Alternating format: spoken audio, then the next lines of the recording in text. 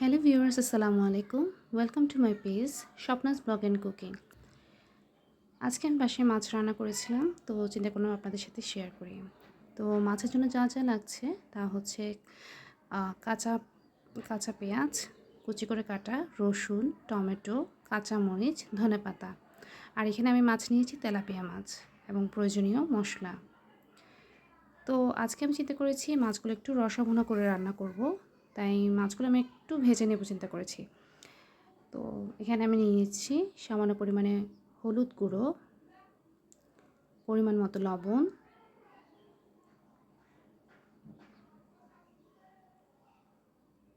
পরিমাণ মতো ধনে গুঁড়ো,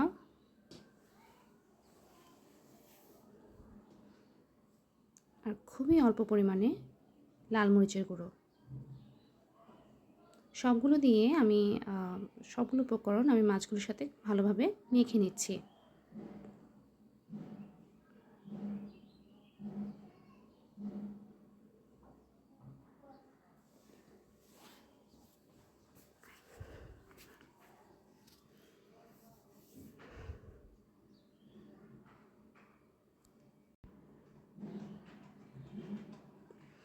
মাখানো হয়ে গেলে আমি চুলায় একটি ফ্রাই প্যান বসিয়ে দেব এবং এতে পরিমাণ মতো তেল দিয়ে নেব।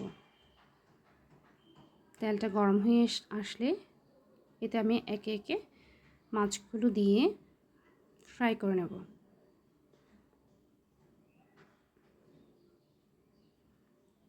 যেহেতু আজকে মাছটা একটু রসভুনা করে রান্না করব, তাই আমি মাছটা একটু ভেজে নিচ্ছি। আমার তো কীভাবে খেতে ভালো লাগে। আবার আপনারা চাইলে এমনি সরাসরি রান্না করতে পারেন। আজকে চিন্তা করলাম একটু ফ্রাই করে রান্না করি, খুবই সামান্য সামান্য করে ফ্রাই করব।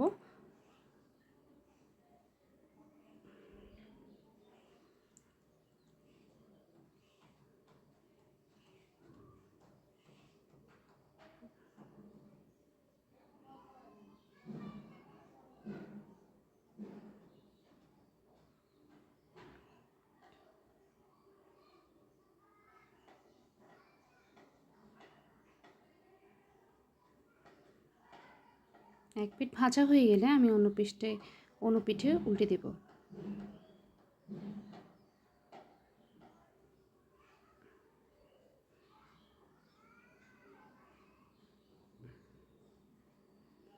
এভাবে সবগুলো মাছ আমি ভেজে নেব। আমি এগুলোকে বেশি ভাজবো না, এভাবে হালকা হালকা ভেজে নিচ্ছি।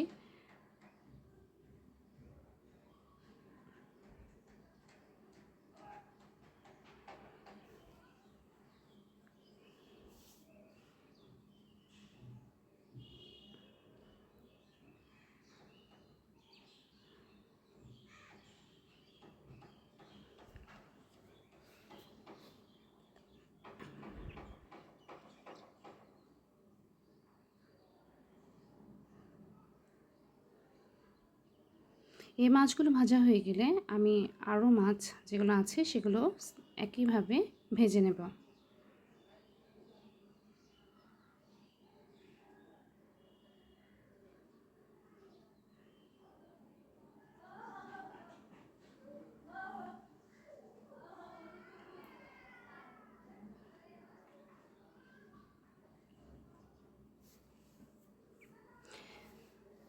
মাছ ভাজা শেষে আমি সেই তেলটিতেই আগে থেকে কেটে রাখা পেঁয়াজ তেলের মধ্যে দিয়ে নেব।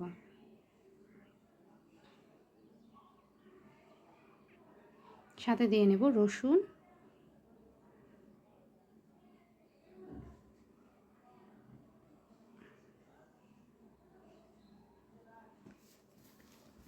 এরপর এর সাথে দিয়ে নেব কাঁচামরিচ, ফালি করে রাখা কাঁচামরিচগুলো দিয়ে নেব। এরপর নেড়ে চেড়ে পেঁয়াজগুলোকে একটু বাদামি রং করে ভেজে নেব।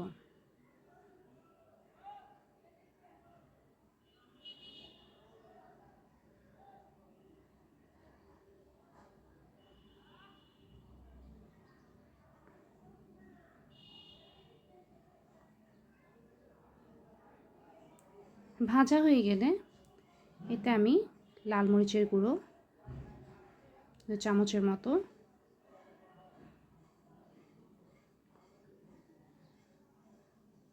হলুদ গুঁড়ো 1 চামচ পরিমাণ এবং ধনে গুঁড়ো 1 চামচ পরিমাণ দিয়ে দেব। লবণ দিয়ে দিব স্বাদ মতো। এরপর নেড়ে চেড়ে নিব আবারও। সামান্য পানি দিয়ে নিচ্ছি যাতে পেঁয়াজগুলোর সাথে মশলাগুলো ভালোভাবে মাখা মাখা হয়ে যায়।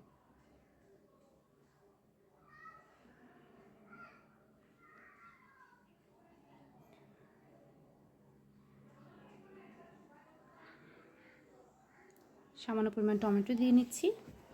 আরও কিছুটা রেখে দিয়েছি, মাছগুলো দেওয়ার পরে আমি আবার দেব। ভালোভাবে নেড়ে নিচ্ছি। কিছুক্ষণ কষতে দেব। কষানো হয়ে গেলে আমি এতে মাছগুলো, আগে থেকে ভেজে রাখা মাছগুলো মশলার মধ্যে দিয়ে দেব।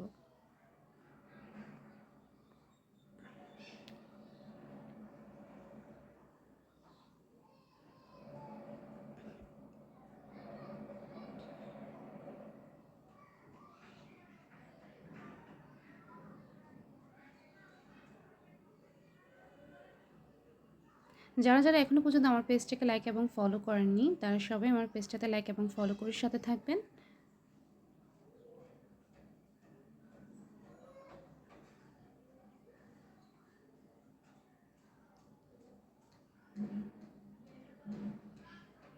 মশলা কষানো হয়ে গেলে আমি এতে টমেটোগুলো দিয়ে দেব।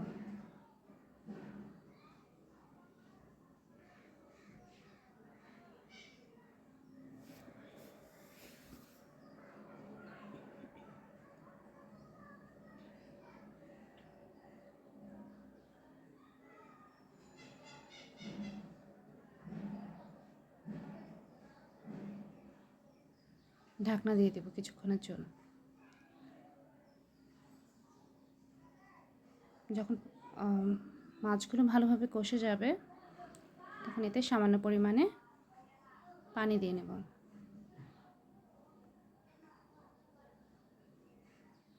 একটু নেড়ে চেড়ে আবারও ঢাকনা দিয়ে ঢেকে দেব।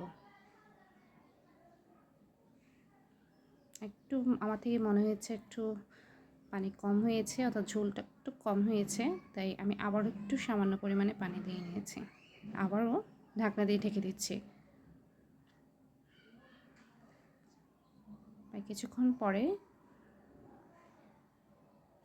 ঢাকনাটা তুলে আমি এতে ধনেপাতা দিয়ে দিয়েছি। এতে করে মাছের মধ্যে একটা এক্সট্রা ফ্লেভার আসবে। কিছুক্ষণ পর আমি খুলে দেখবো আমি আবার ঢাকনা।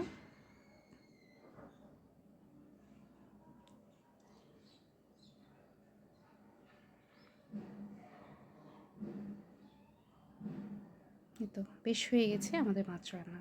এটা হচ্ছে আমাদের মাছের final look. Thanks for watching. আসসালামু আলাইকুম।